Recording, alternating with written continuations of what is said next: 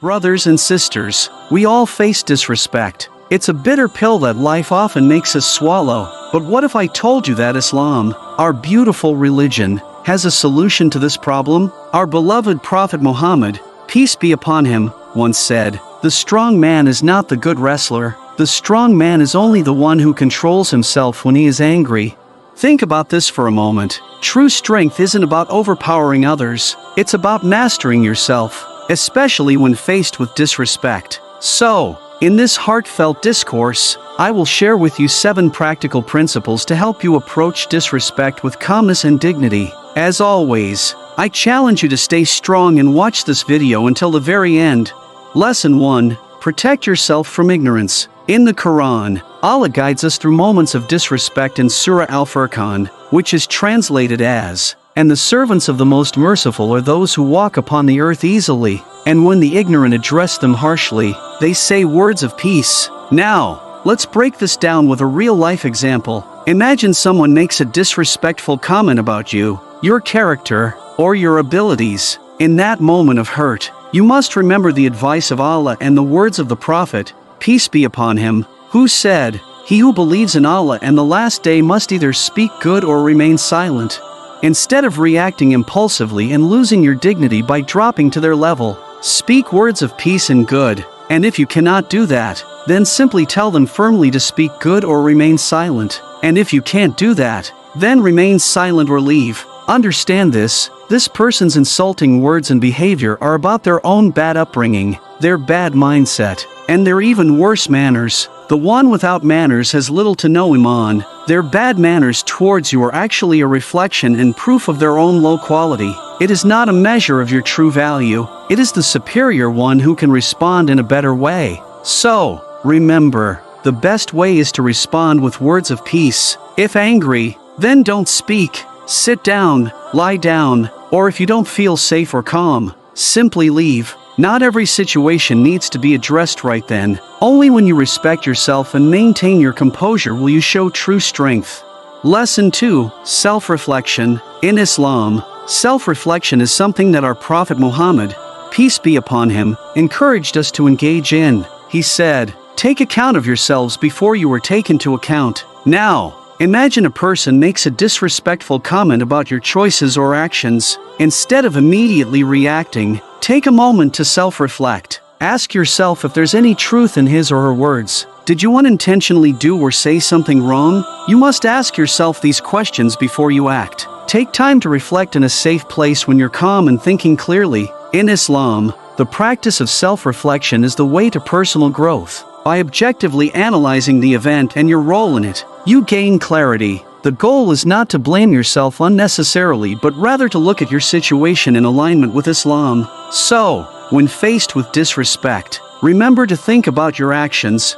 Lesson 3. When angry, make wudu. Anger is a strong feeling. It is like a burning fire. Anything that gets close to it gets affected by it, and it spreads quickly to everything in its surroundings, taking everything along with it. This is why our Prophet, peace be upon him, encouraged us Muslims to make wudu when you lose control after someone disrespects you. Why? Because what is able to put out fire? Water, right? So, next time you become fueled with anger, go and make wudu with cold water and see for yourself how it decreases your anger.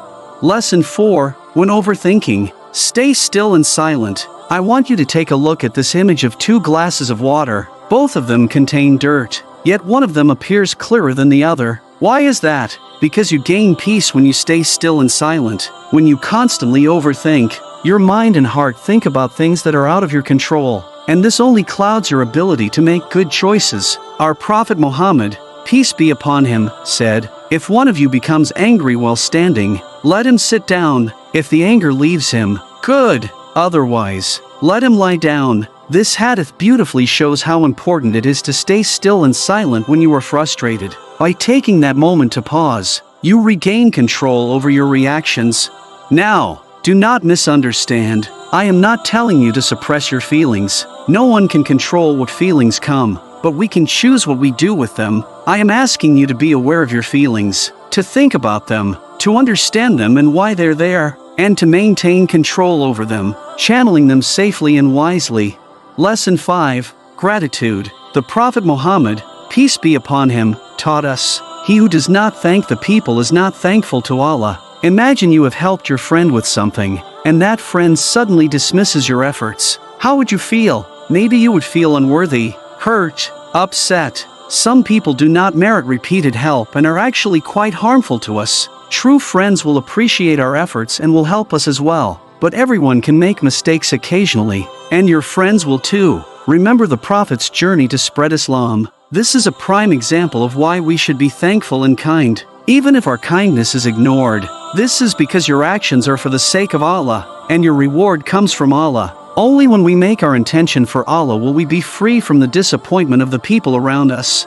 If this is hard to accept, it is because you are actually doing these actions for the sake of recognition of the people. This means your intention is not sincere. If people do not thank you for your efforts, remember that Allah is pleased with it, regardless. As long as your intention is for Him and Him alone, it is also important to be grateful for your life. Even if you're trapped with a thankless relative or family and feel unappreciated, remember that Allah sees you and appreciates you, and your reward is even greater because of the difficulty you face. Remember all the good that you have, and know that there is certainly someone else in another part of the world that would be happy to trade you for your problems because their life is so much worse. With this in mind, you can feel grateful for the decree of Allah in your life. Increase in Iman, increase your blessings from Allah, and become a good example for those around you.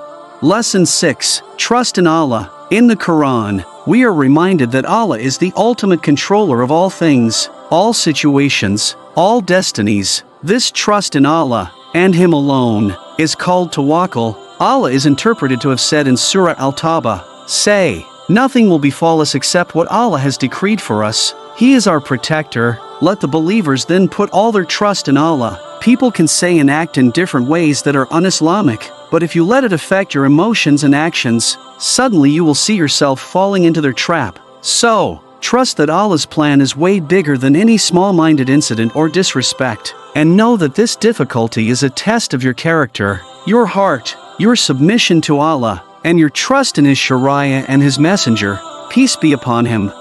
Lesson 7. Forgiveness. In Islam, forgiveness is like a superpower. It brings peace to your heart. The Quran teaches us about forgiveness in Surah Al-Imran, verse 134, that Allah loves those who pardon others. Imagine a friend or family member saying something hurtful to you. We all have experienced this at some point. Now, instead of holding on to that pain, you can choose to forgive. The Prophet Muhammad, peace be upon him, said, "It is not lawful for a Muslim to stop talking to his brother for more than 3 days. However, do remember that this is in the case of the one who is not doing injustice to you and who is not harming you in your religion."